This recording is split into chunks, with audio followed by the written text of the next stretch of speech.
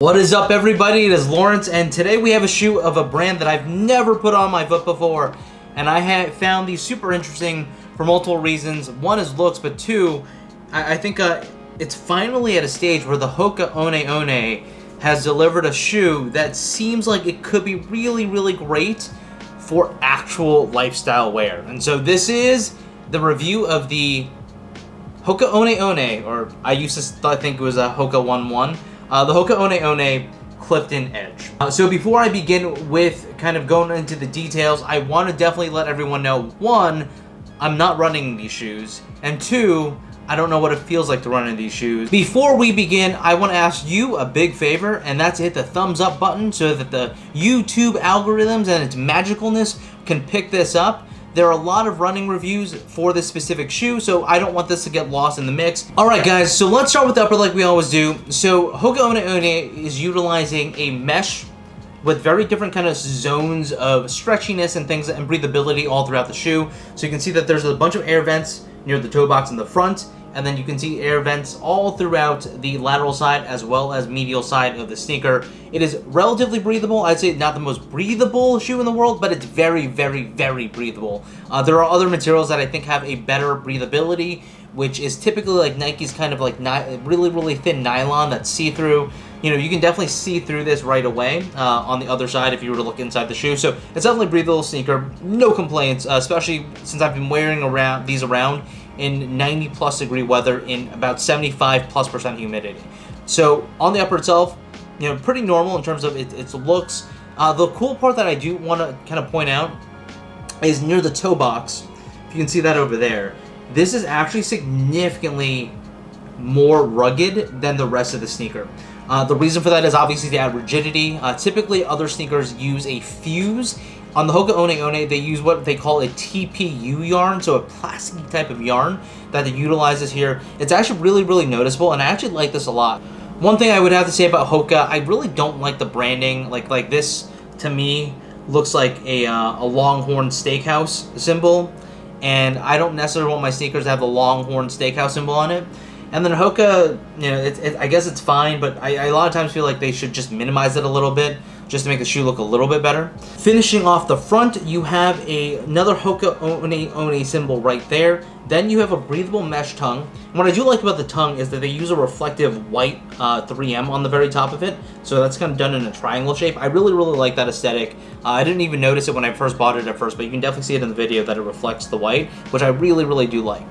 The tongue is relatively flat and it does have mesh in it, so I like the tongue a lot. It is detached, but it does have one of those kind of interior walls where it connects to your midfoot area. Then on the rear, you have this little kind of shark fin type of back, which I really appreciate. Nike's been doing it for a while. Hoka's starting to incorporate it into the other shoes. This is based on some information I got from other reviewers, but it makes getting the shoe on much easier. Kind of just flip it out and then slip your foot in, which is phenomenal. Then closer to the back, you also have more of that white 3M with kind of these triangle type of, or boomerang type of aesthetics running through the top, which I think is a good look. I actually wish they kind of use that a little more often. Maybe utilize that instead of the actual Hoka One symbol. Let's get into the crazy, chunky, long, extending midsole. So, as you can tell, the midsole area is super long compared to the rest of the upper. It sticks out pretty significantly, almost like, I'd say like maybe an inch and a half from the rear. And in the front, it's relatively chunky, and the way it's designed makes it look even chunkier because of all the levels that they put in. But with that out of the way, I have to say I absolutely love this. So I don't know if they utilize a specialized foam. On the website, it does talk about using a much more resilient foam that has more energy return, but there's no name for it. Hoka should actually definitely 100% give it a name, just because you can very easily market react, just because you can very easily market boost. Hoka should do that because the stuff here is pretty phenomenal. Considering how big this specific midsole and outsole combo are, it's actually super light. I think the website says it weighs about 9.4, 9.5 ounces, which is definitely on the light category. And because I do have a smaller foot, it's going to weigh even less than that. So this has been phenomenal. You know, I would say that it's close, or not even possibly lighter than the Epic Reacts that I have, and those are super light already. So the midsole's kind of interesting. There is kind of a grayish, greenish type of color maybe like a sage, a light sage. I don't know what color that actually is, but that runs from the toe of the shoe into the back of the sneaker. There is something on the back that I have no explanation for. If you see that, there's numbers there. If anyone watching knows what that means, really appreciate you kind of giving me some guidance on what it could possibly mean. I'm sure it has something to do with the sneaker or something, but I'm not 100% sure. Then beneath that, you have this other kind of rubberized, so this is where the most rubber is, where this pink is and this orange is. On the sidewalls is actually where they put the rubber. It's on the bottom of the sneaker where you would expect there to be more rubber. This is definitely just contact EVA foam. And so that's been really, really interesting to understand as well. So what are my thoughts on this sneaker? I'm going to start with comfort just because I feel like this is the most important thing about the sneaker. These Hoka One Clifton Edges are phenomenal to walk in. I kind of have messed up feet or messed up foot, and because of that, for me, a lot of times these squishier foams sometimes react just depending on how it's utilized. Boost for sure. They hurt my feet after a while, and I've heard a lot of reviews of a lot of people having their feet hurt after a while. But with this, I've actually been able to walk on it for hours and hours. It has just the right amount of cushioning, so there is a bit of plushness to it, but it's also super stable in terms of a foam. And so when I'm walking down on it, I do not have that kind of sinking cloud-like feeling. If you love that, this is probably not the best shoe for you, but it definitely has that plushness to it, but at the same time, stability. It's hard to describe. Let's just say it's much more along the lines of like the a plushier Pegasus 36.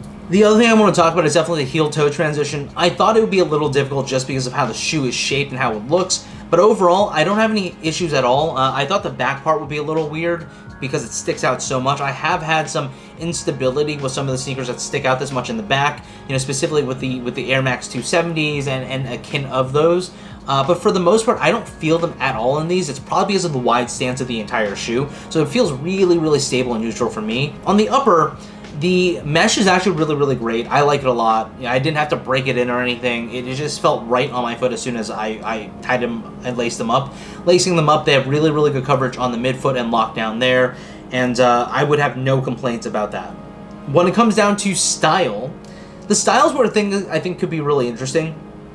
This is where I feel like style of the Hoka One Clifton Edge, if they release the right colorways, and I think this is actually the right colorway, there's another black and Volt or lime version that I don't love as much, and that doesn't look as lifestyle-like. And if Hoka One does some more stuff, I really do feel like this would be a huge lifestyle shoe, just because it kind of meshes just enough of the huge, huge sole of the dad shoe trend, which is obviously slowly going away.